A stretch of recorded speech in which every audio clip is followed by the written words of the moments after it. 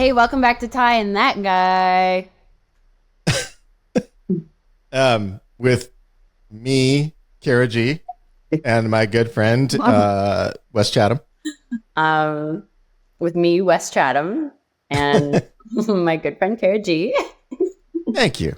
Just out here stealing Wes's job. Yeah, well, I mean, he doesn't even have a job because he's like on strike right now. We're on strike. I'm on mat leave. Yeah. Are you still? No, like strike is my mat leave. Nice. Yeah. So, because you just had your second kid. How long ago was that? So I had baby number 2 right smack dab in the middle of shooting this video game, actually. Like, there's probably a moment where you could see it. It was right in the middle of shooting it. I came back and shot the final episode of the game when baby number 2 was 6 weeks old. Oh, wow. Yeah. They had to make a maternity motion capture suit for me. Why do you love to be pregnant when we really need you to be on camera? I just feel like drummer, it's just another cool physical obstacle to playing drummer. Like, you just want drummer to be like pregnant all the time. I just want her shot from here up. I know, and it's such a not drummer thing to be pregnant. Like, drummer would never. It's so not her. I think if drummer had a wife who was pregnant, I think drummer would be very nurturing. Yeah, when she wasn't like sulking and drinking and raging and and shooting people, hunting people. Yeah. So, Cara is coming on. Wes is not here because Cara said that if she saw him on the podcast, she was going to hunt him down and kick his ass. And as everybody knows, he's just a big fucking baby. He is the chickeniest dude I've ever met. And so one little threat from Cara, and he's like, "Oh, I can't make it today, guys." So it's just me and Cara today. And today we're not talking about any TV shows or movies because we're on strike. Power to the people. Honestly, solidarity. Get my money. But what we can talk about is video games. And weirdly, I play video games, and you are in one. I know. So tell us about the video game you're in.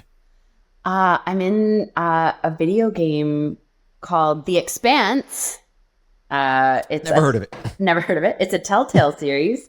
Yeah, based on this character named Drummer, who we have all come to know and love. And it's a prequel, which you famously love. I love prequels. They're my favorite thing. I'm so happy that they did it as a prequel. But I actually think, anytime you say you love or hate something, there's always caveats, right? Like I love ice cream, but I wouldn't like, certain kinds of ice cream. Yeah. I hate prequels, but I got to admit Better Call Saul is a tour de force. So, sometimes they work. And I actually think when we talked about the ideas for the game and they pitched a Drummer prequel, I actually thought it made a lot of sense because Drummer sort of pops into the world in the world of The Expanse sort of fully formed.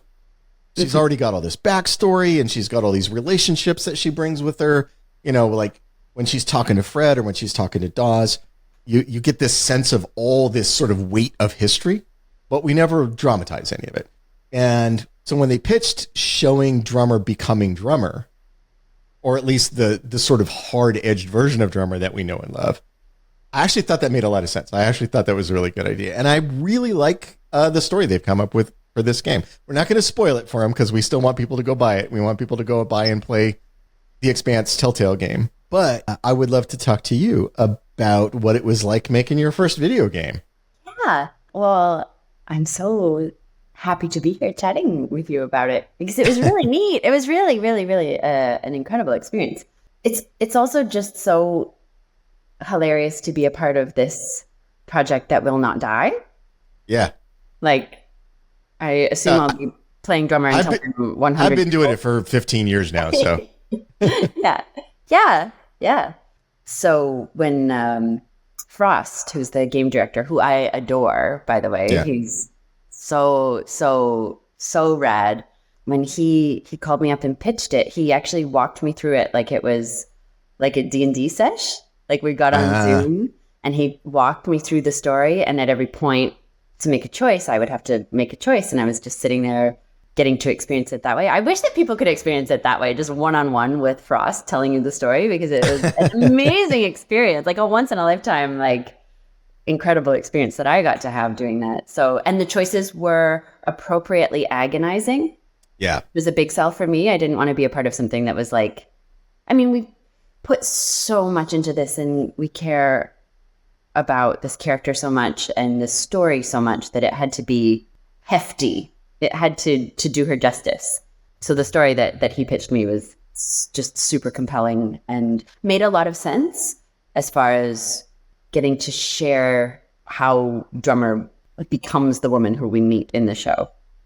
You know, in this snippet way. It's quite obviously we're not like meeting her from childhood, but I thought the story fills in some really interesting gaps that will be satisfying for people who have seen the show. And also, I think it stands alone enough for people who haven't seen it to be a really interesting, hopefully, gateway into our crazy world. I'm actually really curious about that if we will see people coming from the game and going into the show.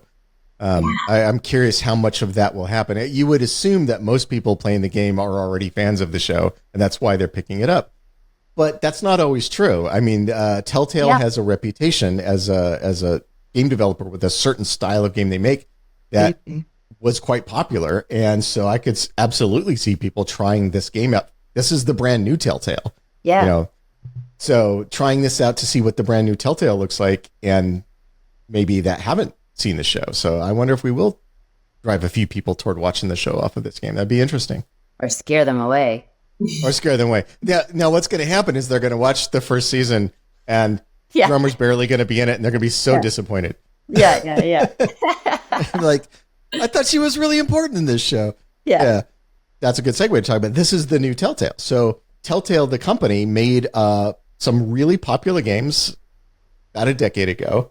The Wolf Among Us was very popular.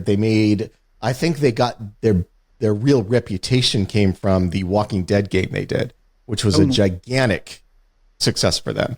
And I still think is one of the best things that they ever made. And I actually worked with the old version of Telltale back in the day when they were doing the Game of Thrones game. Oh, that's so funny. Yeah. So that was, what was that, like 12 years ago, 15 years ago? It was quite a while ago.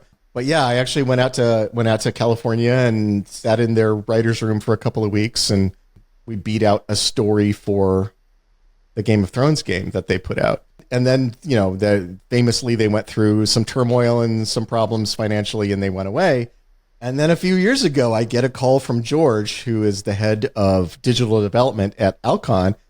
And, you know, he's been trying to develop games for the Expanse. And he goes, "Hey, so I just heard from the new guys who are restarting Telltale. What do you think about doing a Telltale game?" I wasn't sure what to think of it, but please give me your impression. I really think they did a heck of a job. I think they did a really nice job with this game. It feels like classic Telltale style game, but improved. Like everything is better now. They've got a lot more, I think, gameplay in their game than they used to have. You know, it used to be more sort of like a visual story that you were just making sort of dialogue choices. And there's much more. I actually found the exploration pieces of the new game. Yeah. Some of the most fun. Getting to fly around the ship and look for stuff. And yeah, that was really cool. Yeah. That was a huge part of the motion capture challenge, right? Was nailing that 0G stuff. It's right. You know, obviously in gravity, that's a really tricky feat to accomplish, right? You're not. Oh, we've been hanging you off of harnesses for years. You should honestly be used to it now. I know. It's crazy. It was really interesting doing that, and that's a compliment that I'm seeing the game receiving, is that the 0G gameplay is really satisfying. Yeah. You know? I mean, that's the fun part about imagining going to space, is floating around and it's really just so challenging to achieve that in a small white room, cameras strapped to your face and gravity, you know? But I think that the attention to detail that I learned certainly through working on the show was invaluable, because I was the person in the volume shooting the motion capture being like, you can't lean. You know, I was like, annoying. I was annoying. Nice. Yeah. Nice. So you were keeping the lore. Yeah. For these guys. Yeah. I mean, did you ever say just like, guys, Like, watch the show. I did. It'll tell you what you're supposed to be doing. Yeah. But you know what's hard is that the show is like, we make it look so easy, you know? Yeah. Sitting down, just the simple act of sitting down in zero gravity, like to wrap your brain around what that, like, first of all, why are you doing it? Or like, exactly. There was always the famous, like Stephen Straight arms cross moment. Cause what do you do with your stupid arms in zero G, you know? And belters have to look smooth, like they've spent their whole life. There was a lot of like really theatrical, like DIY contraptions made to simulate zero gravity in moments. Like what? Like a hammock that like two of the mocap techs are holding, and you're like, and you just feel so dumb. But all that matters is those little dots, right? Like you got to make sure those little dots look like you're floating, and then act the shit out of it, which was, I think, more challenging actually in the video game, because you don't, like, we had those extraordinary sets, right? And when you're shooting a video game, you have a white room, and there's a screen on the wall that shows you what the room will look like. And you can kind of see this like little animated version of yourself, but you can't watch that the whole time. And there's like a little box that they're like, okay, this is your console. So you have to just really immerse yourself even more. And I mean, I had the experience of the show, but full props to all those, you know, actors who came on who have never shot the show and who were like, okay, let's pretend, you know. And I thought that it's an extraordinary cast who all would have been totally at home in the show, and you would have loved, and everyone would have loved so much. I have great respect for voice actors, so I'm sure I would get along with all of those guys. I love voice actors. In animation, in video games, whatever. It's a really hard, thankless job, and having good voice actors makes a huge difference. Terrible voice actors can ruin a game or an animation project. So I have great respect for that job. Well, some really, really good ones on this. I think, especially, I think an emerging favorite character is Khan, the old woman. Yeah.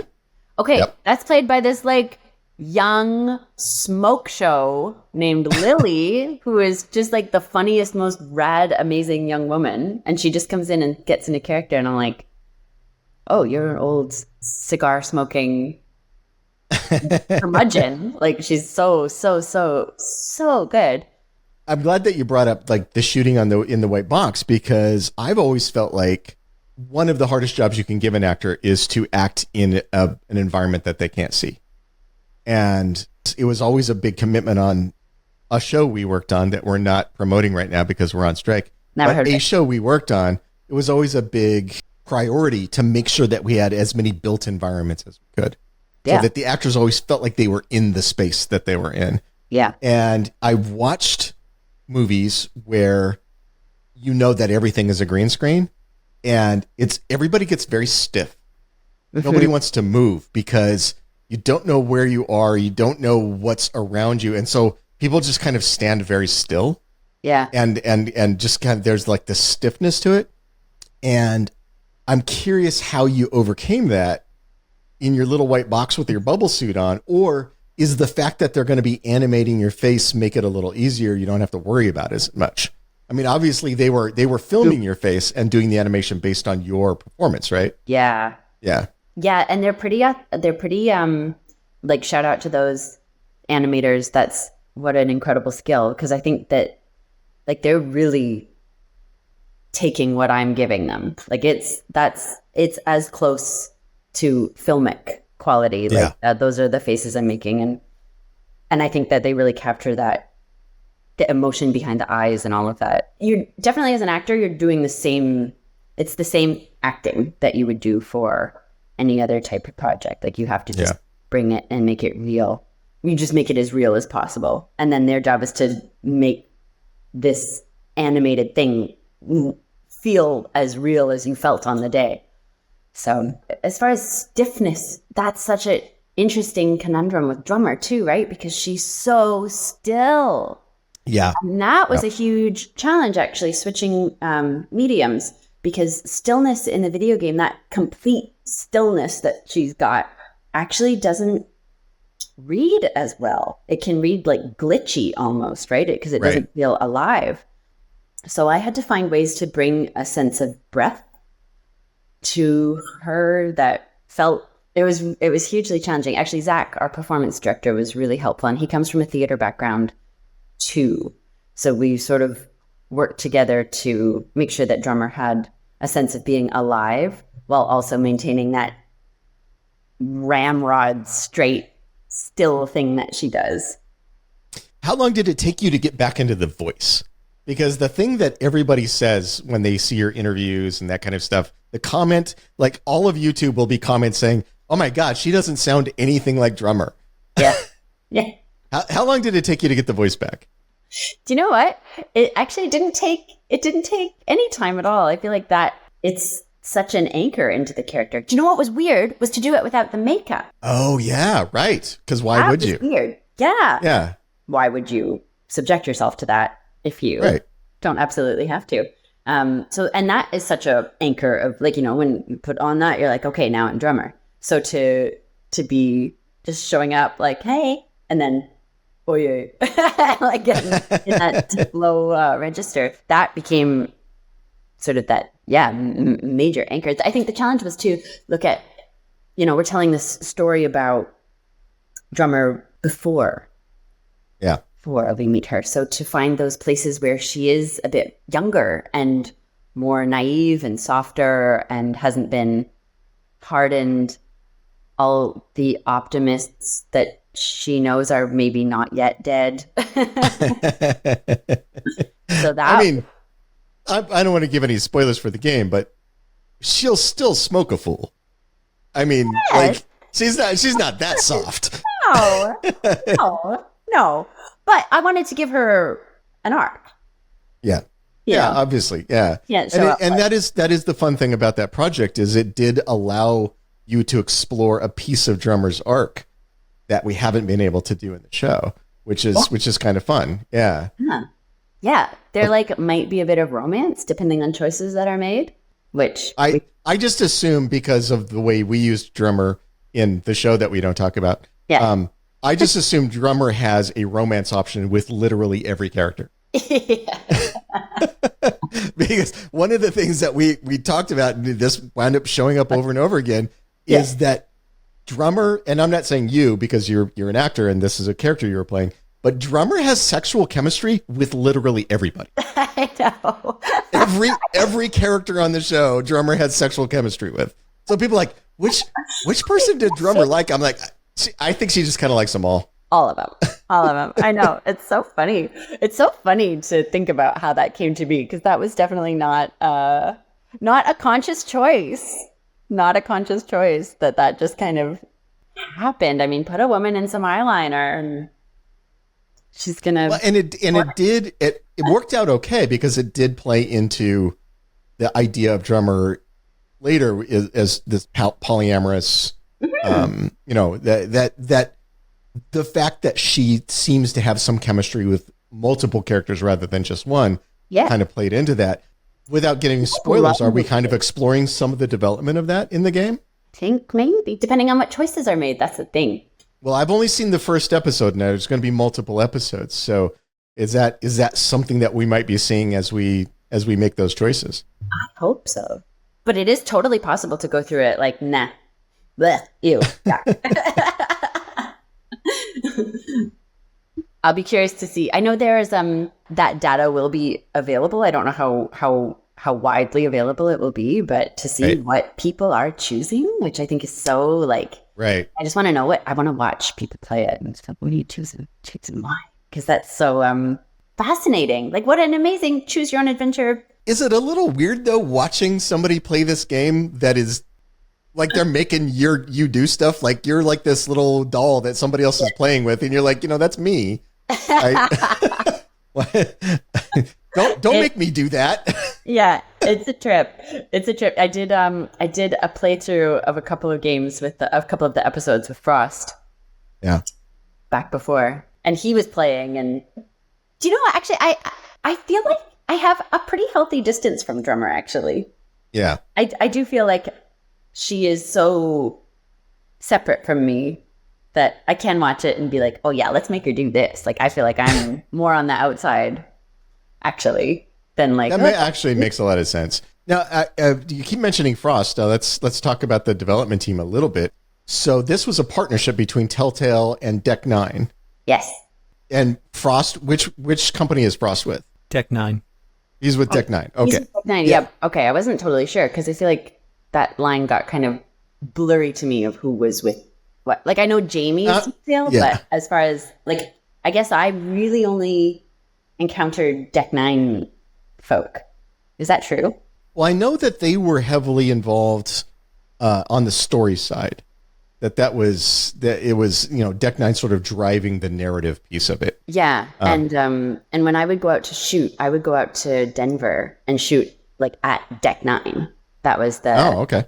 Yeah, so it was all like Dan, one of the I guess producers. I'm not sure what his exact title is actually, but he just like made everything happen and was my main point of contact, but also was like helping to like carry harnesses, like swing me around the room sometimes, but would also send out a call sheet. Yeah, so I call him Deck Nine Dan, and it was really collaborative, I guess, is what it felt like. It had a very in the room, a very DIY feel to it because it was just all hands on deck. Best idea wins. Let's make this look real. I know everyone has their roles, of course, but it was a best idea wins kind of room where everyone felt free to weigh in a really beautiful, really collaborative way. It was quite incredible, actually. It felt like theater. Well, that's good to hear. I'm glad that you had a good experience because working on video games has a bad reputation. Yeah. It's a business. It's an art style that has, I think, had a reputation for being a little abusive to its employees. Well, I think the fact that really happy to hear that your experience with these guys was good. That makes me happy. And I know they're not huge companies. So the smaller you are, the more everybody wears multiple hats, right? And it doesn't surprise me then that they wind up with like a very collaborative, everybody just pitching in wherever they're needed kind of feel to it. Yeah, it was pretty rad. And it was an amazing group of people. Like we had, Frost, the game director, Zach, our performance director, all of the motion capture techs, Garrett in particular, tested out the maternity mocap suit. And there's a picture of it that I hope ends up on the internet because it is fucking silly. Did he have the gut to pull it off? He put one on. Yeah. He put one on. There's a picture. Stuffed a pillow under his shirt. Oh, yeah. Yeah, because they had to test that before. Like, I got huge. Like, I shot until I was like, until I couldn't fly anymore, basically. Oh, I remember. You know, Cara, what that's like? Do you know what I remember. I remember how huge you get. Yeah. Yeah, no, there was a couple of weeks there just before we wrapped your part in The Expanse where you were gigantic. Yeah. There's only like 2 scenes, I think, that we did where we actually painted part of your belly out. Yeah. I think that only happened like once or twice. I know. And when I figured out that was an option, I was like, I look svelte. Like, can we do this in every frame and just meet me at the craft table? Like, who cares? Yeah. No, it's not super expensive or anything. No, it's super cheap to just follow you around and make you look awesome with CGI. Yeah. I'm like, can we get my butt? Can we? Yeah, like let's like now that I know that this is an option, let's like, yeah. Well, you had that fantastic body double in season 5. I know. I had a body double for the video game as well, actually, who's a stunt woman extraordinaire. Erica Mori is her name. Okay. She did Life is Strange. Oh, okay. Yeah, and which is Deck Nine's big, probably their most successful game. Yeah, and she's a queen, just a queen. It was an amazing, fabulous, diverse group of women as well, I must say. So there's Erica Mori and Lily Issa, who plays Maya, is also a Native woman, which is just like it was just a great Gandia as well. Like it was, really incredible diversity out in Denver. That's very cool because that's another thing that games have not had a good reputation about. So it's cool that these guys actually put together a team like that. Yeah. It's nice when your name gets attached to a project and you don't have to be embarrassed about it. Amen. Because it's anytime that somebody else takes your baby and makes something out of it, there's always a chance that they're going to make something you don't love, and you're going to pretend to love it, but you're always secretly sort of cringing. I'm very happy that we don't have to cringe. I'm so glad. I feel like we probably wouldn't be here talking about it if it had turned out poorly. So how many episodes are there going to be? I've only got the first one right now. So how many are there going to be? There's 5. There's 5 episodes. There's some DLC that's spicy. I know about the DLC. It's been announced. I think we can talk about it. With the Queen of Earth. Amen. How cool is that? Well, I mean, anytime Shori shows up, it's just badass. Yeah. She can't help it. She can't stop herself from being badass. Oh, yeah. It was so exciting, too, because she shot her stuff after I was all finished mine. And it was just, the whole Deck 9 team were all super excited. We were all texting, and they're like, she's coming today. She's on the plane. I was like, got her to come. It's so exciting. Yeah, everybody was super nerdy. Everyone was just like super, super nerdy about it, which is ideal, obviously. The only thing I was offended about is they never invited me to come out to Denver. Look at any of the stuff. Yeah. So is there any, let's wrap up or talk about the game. Is there any other stuff you want people to know about the game? Now, I do want to ask this. How long did you work on it? How long did it take? Okay, so here's the thing I learned about video games while working on this video game. They're like, contract comes in, they're like, it's a 5-week shoot. I'm like, great, no problem. I was just like very newly pregnant, like sign the contract, head out. I was just about to head out there, and we're like, okay, wait, like we're working on accommodations, we're working on like all this stuff. And it became clear to us comically late in the game that it's not 5 consecutive weeks. And we are all just like video game people, so they know this, and they're like, no, we shoot this for months. Like, what are you talking about? And we're like, oh, okay, well, record scratch. Yeah. Here's the thing you guys want to know. I'm super pregnant. He showed up. He had the balls to show up. Cara, sorry, I hope I'm not. I was like, there's no way I'm going to miss not being able to say hello to Cara. Hi. I'm so sorry. I was completely misread the time. So Joseph, we have stuff to do with Cara before we let her go, right? We do. We have what are we doing questions with her? What the Tying That Guy patrons want to know. Choggle asks, how much, if any, of your own heritage and ancestry came through in your portrayal of Drummer? Oh, well, I'm an Ojibwe woman, so 100 million% comes through in everything that I do. It's just completely informs my worldview and who I am and how I approach a character, especially, I mean, it's so very obvious, the parallels between belters and, being a marginalized and oppressed group that obviously my experience as a Native woman completely informs that. Isa, who plays Maya in the video game, is also a Native woman.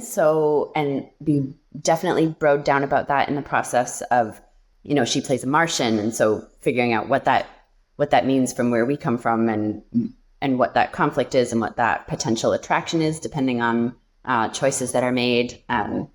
It's everything. I'll admit, when I was watching that initial sequence between the two of you, I was like, when it showed the options, I was like, okay, fight, make out. That's what I was like expecting it, because there was like a look between the two of you in the motion cap, and I was just like, and you kind of confirmed those inklings. I mean, what Drummer does is she fucks people. All right. Fair enough. So, and she kills them. Yes. Is that? Sometimes at the same time. Sometimes at the same time, and not necessarily in that order. It's her charm. Alrighty. Next question. One of 8 asks, what has been the most unexpected result from playing drummer? Yeah. I mean, I certainly didn't see a spin-off video game in the cards when I signed on for my guest star role season 2. This is all pretty unexpected. The whole thing is super unexpected.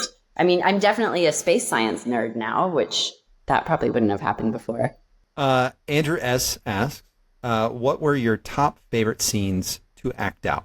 Anything with the boys, as we called them, Jay and Omid, who played the twins. They're really long, grueling days, right? You don't have the luxury of, when you're shooting a TV show and they have to change the set, change the light, and you get a bit of downtime. They're like, that doesn't happen. You're in a white room the whole time. So it's okay, we shoot this, shooting at this astronomical number of pages a day. And so there was a lot of really long, hard, remembering days. But then anytime the boys would come in, there was always this levity that they would bring, and we'd be like, the boys are coming. It was, they're extraordinarily funny people. And I think that what they brought to the show, to the game is spectacular. And that was always really fun. Cool. Don asks, being that drummer's demeanor and temperament are so polar opposite view, was there any particular preparation that allowed you to embody the character so thoroughly? That's very kind. I did spend a good amount of time just hunting people to get ready. I want to jump in here. Polar opposite. Stop!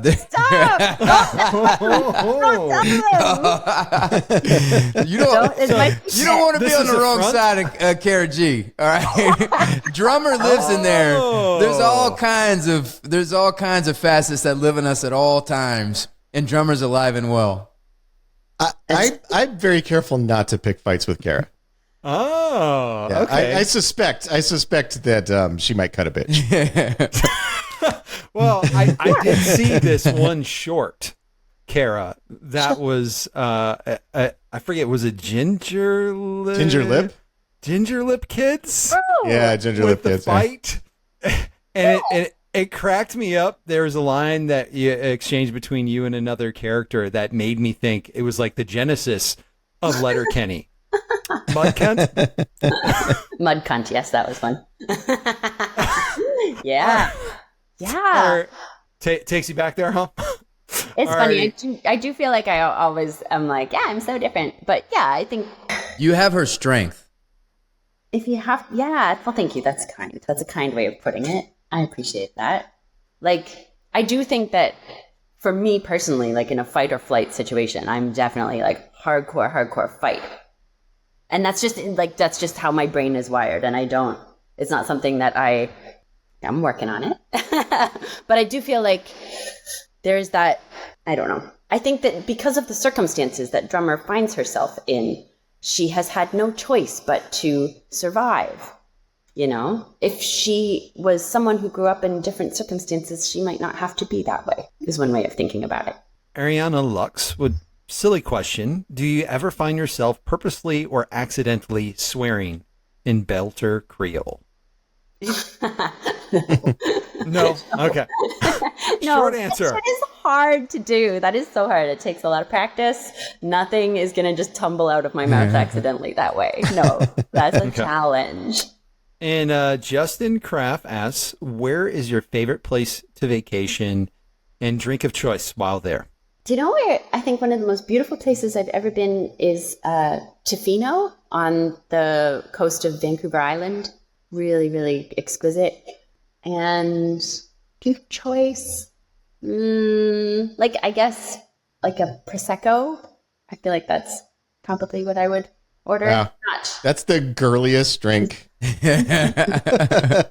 Yeah, like a Prosecco. What would be Drummer's drink of choice? I think tequila. There we go. Yeah. I think tequila. Yeah. Yeah. And I was going to do this without somebody here, so I'm not going to look at him. So I don't like. I'm afraid when I ask this question, but I thought of this question before you came, Wes. We're gonna have a special patron come on and ask you a question, but before we get to her, I wanted to ask you about an experience Wes will never have. What was it like acting with Harrison Ford? Yeah, that's a really good question. My buddy. Yeah, no, he's just so chill. He's just so chill. Was it weird acting with like an actually good actor? After having spent years with us? Yeah, after having spent years suffering through David Strathairn. Yeah, right. That schmuck who doesn't know what he's doing at all. Do you know what's crazy about working with someone like that? I feel like because we've grown up watching him, right? Like, it's hard to shake the feeling that you know him already. And I had to keep reminding myself, like, I'm meeting this person. And he's also just so warm and so charismatic, like shockingly charismatic, that I just have to keep being like, I don't think you just meet him as another person at work, right? Hold on. He's like, he must be 80 and he's still the best looking guy in the room. He must be I mean, on another level, because he's Indiana Jones. For him, his charisma to shock you, it's like, how much more charisma can a man have to shock you? He actually struck Wes dumb. He struck him dumb. The only time in my entire life that I've been starstruck is when I met Harrison Ford.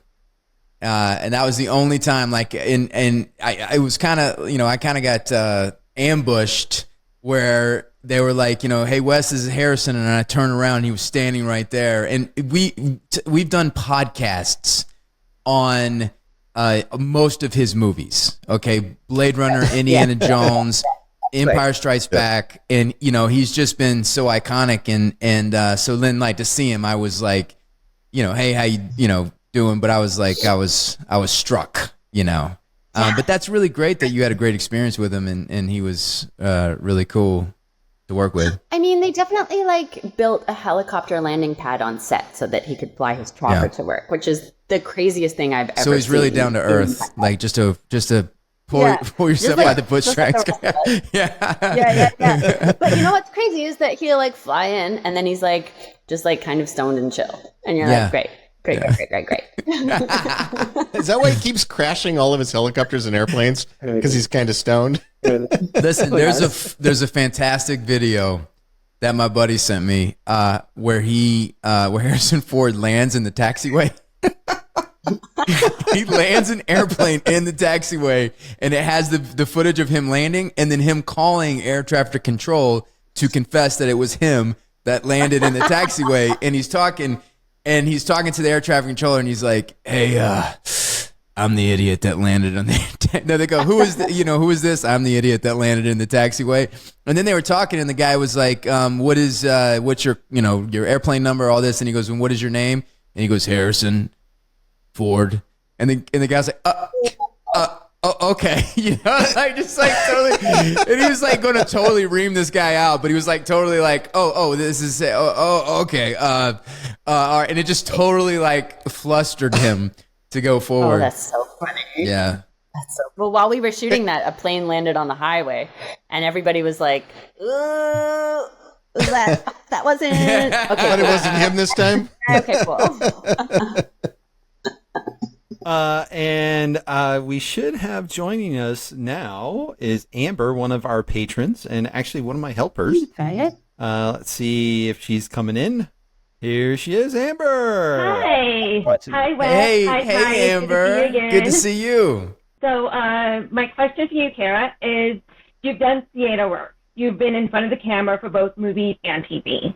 And you've also done audiobooks, if I'm not mistaken. Damn. And now you've done mocap and and also just voice work again for video games.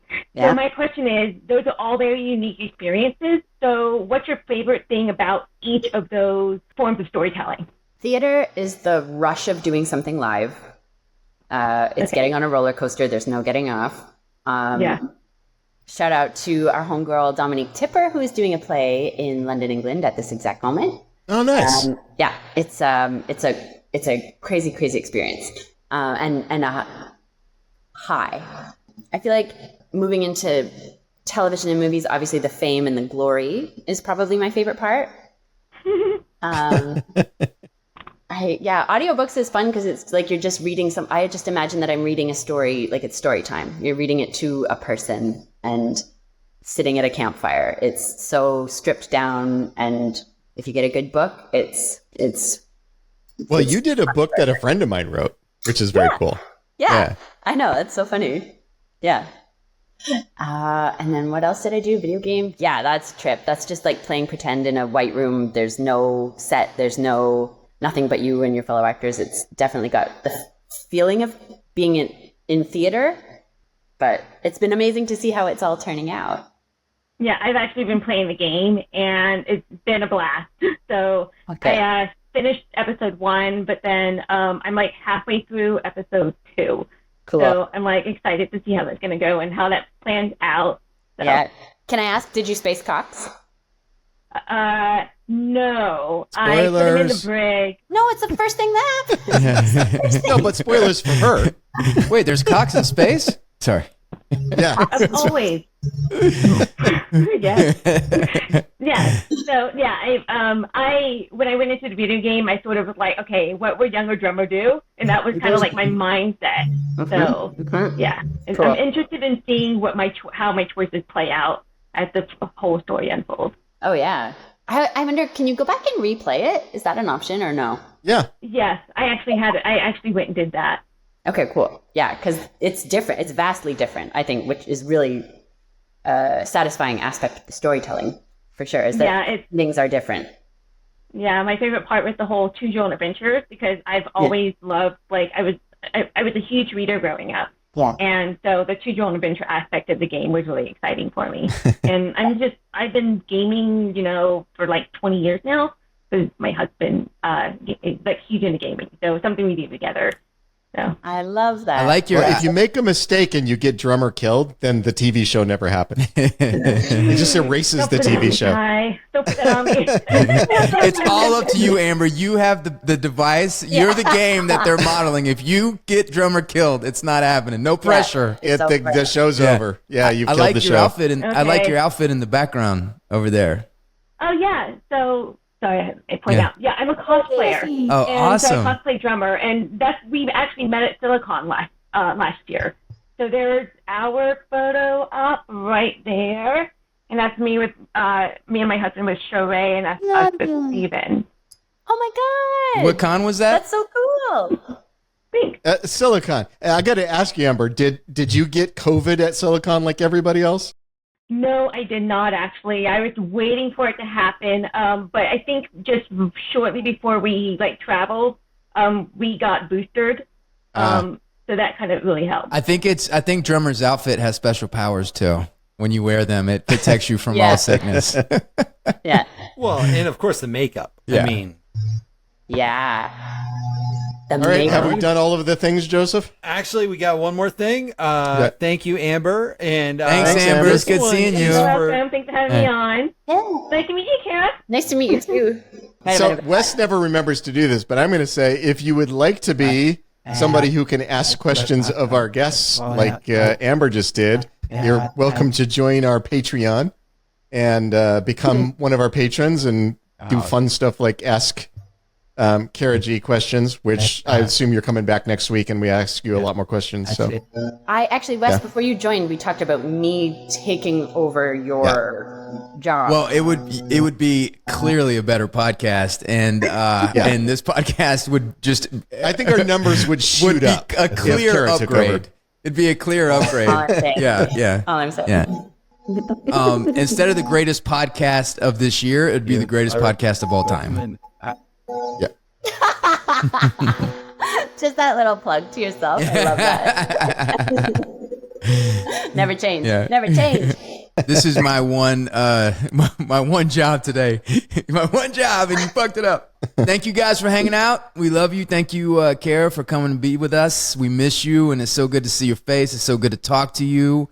And hopefully you can come back soon when you do season 2 of the game. Yeah. Thanks, patrons. Say goodbye, Ty. Goodbye, Ty.